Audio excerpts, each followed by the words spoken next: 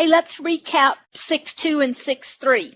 6.2 was standard normal distribution, which is not only bell-shaped, but also has mean what?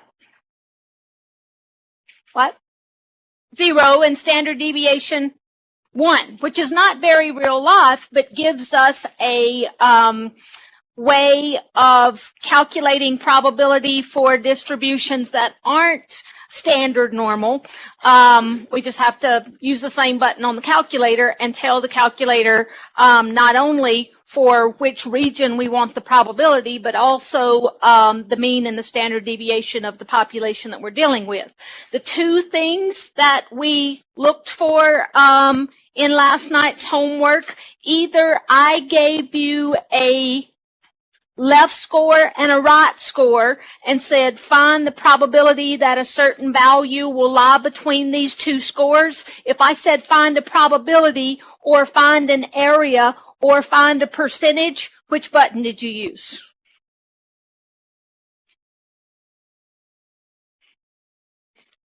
Which one?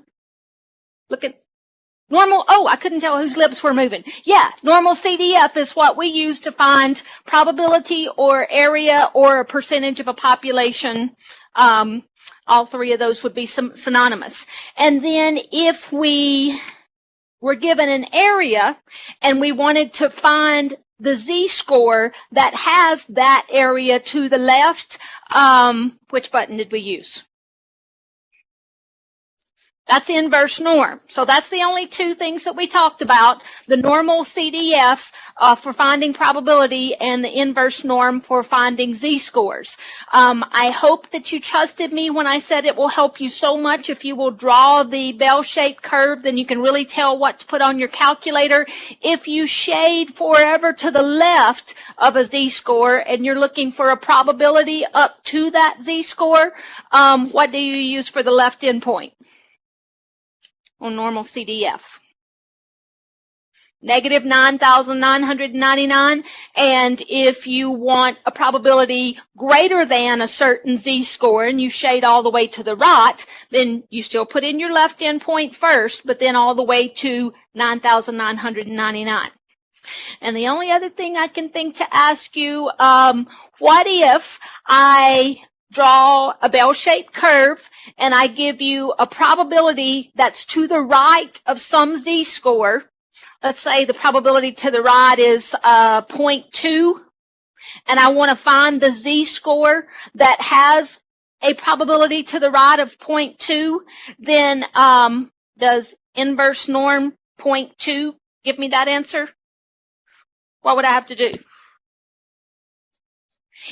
Always, when you use inverse norm, you have to enter the area to the right. Excuse me, my hand did the right thing, my mouth said the wrong thing. To the left of the z-score that you're looking for. So if I tell you that the area to the right is 0.2, then you have to say the area to the left is 0.8 and make sure you punch inverse norm 0.8, not inverse norm 0.2. All right. Let's talk about 6.5. I feel like if I say the same thing over and over, somehow it'll magically sink in your head, and when you get to the test, you'll know which button to use for what procedure. You'll understand the fine differences between the problems, because the hardest part of this test, any one of the problems, if you had 10 of the same kind in a row, it would be a piece of cake. You figure out which button to use on the first problem and you use the same button on the next 9.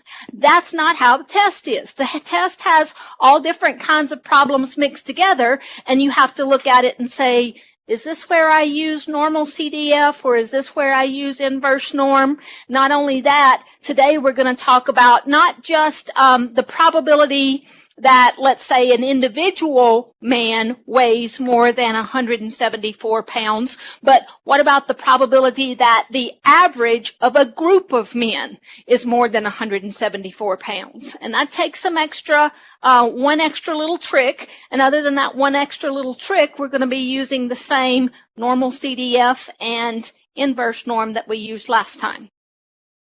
So, 6.5, the central limit theorem.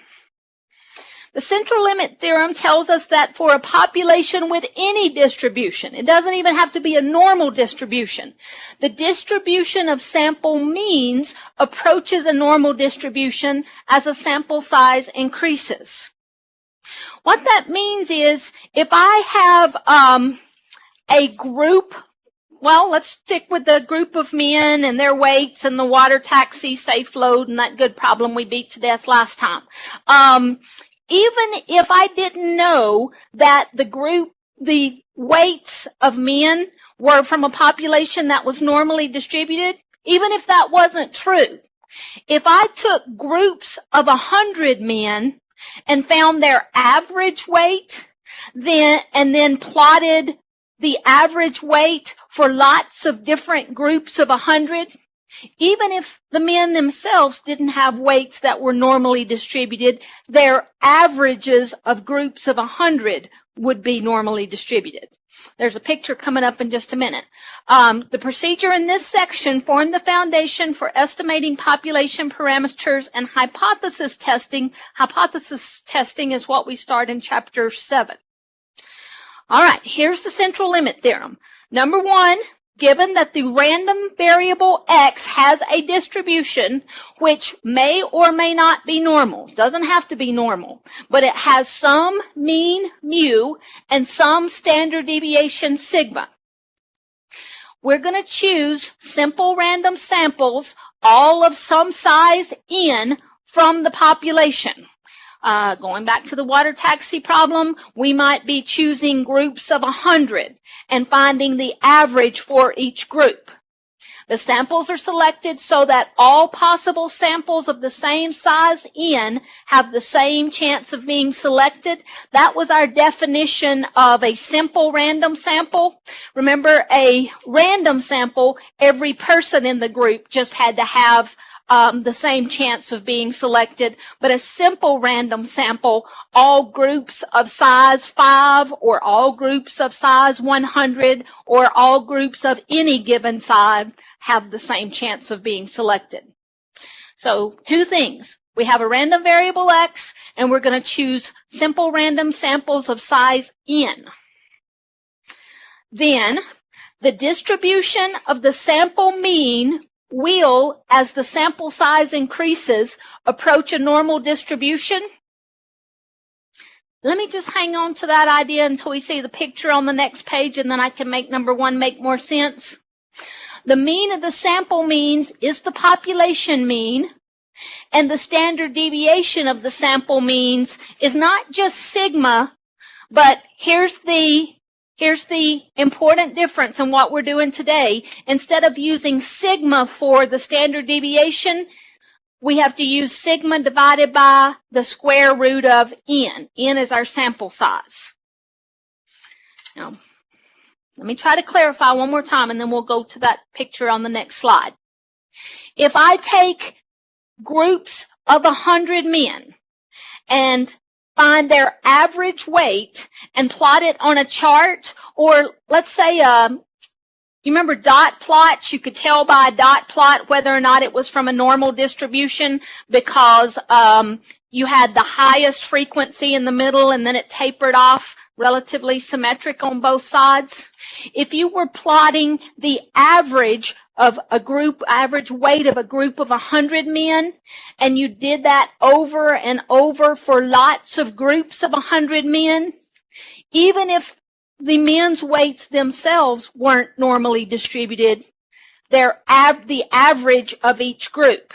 And when I say average, I'm not being scientifically precise. The mean of the groups, sample groups, would be normally distributed, even if the individual weights weren't normally distributed. All right.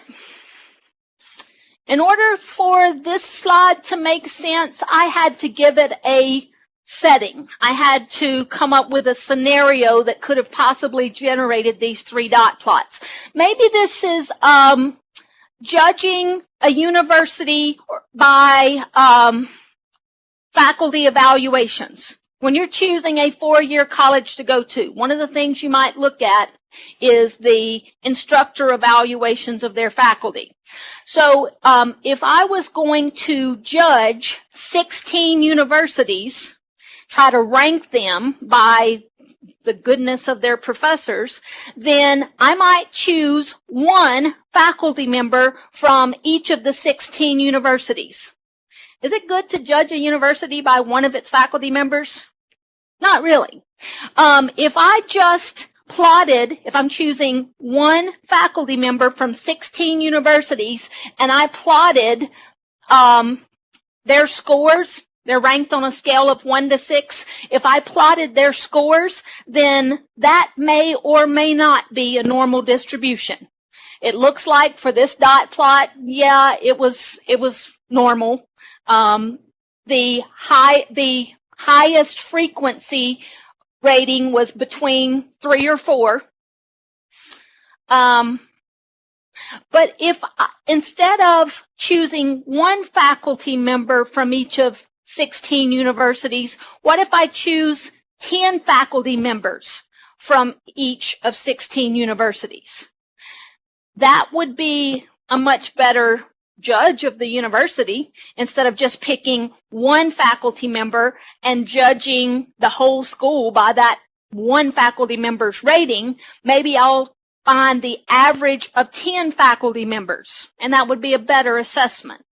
Or this last one is, what if I used 50 faculty from each university? Then that would even give me a better idea of how good the faculty at that university were. Trying to be precise both grammatically and statistically here. The larger your sample size, the closer the sample average or sample means get to making a normal distribution.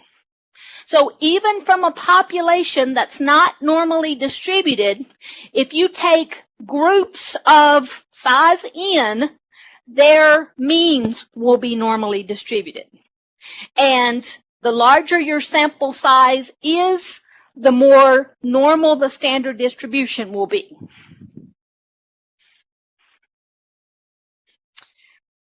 All right. Practical rules commonly used. For sample sizes samples of size n larger than 30, the distribution of the sample means can be approximated reasonably well by a normal distribution. The approximation gets closer to a normal distribution as the sample size n becomes larger. We've picked up some cutoff scores. For example, when considering whether a z-score is usual or unusual, what do I use for cutoff scores? What would be considered usual z-values? Between -2 and +2. That's just a number that should be in your head now. If the z-score is between -2 and +2, then you have a value that would be considered not unusual. Seems like there are some other, another number that should just be in your head right now. Something is considered unusual if its probability is less than what?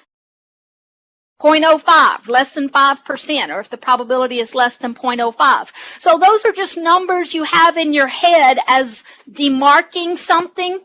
This 30 needs to get in your head.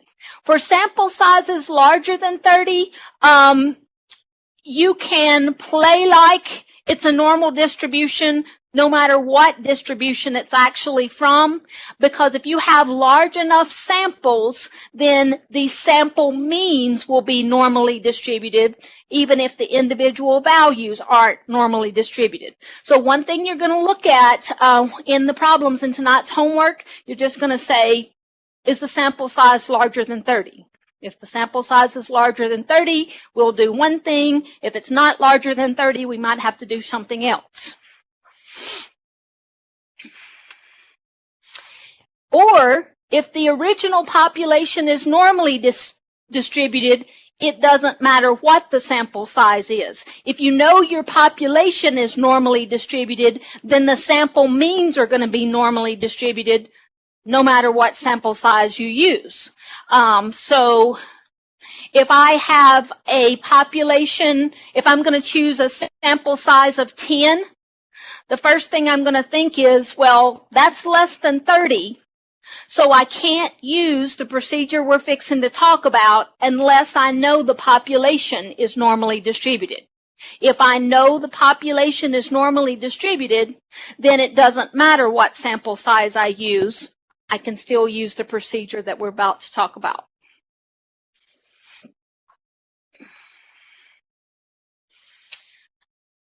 The mean of the sample mean. Think about the difference between these two symbols, plain old mu and mu sub x bar. What does that x bar stand for?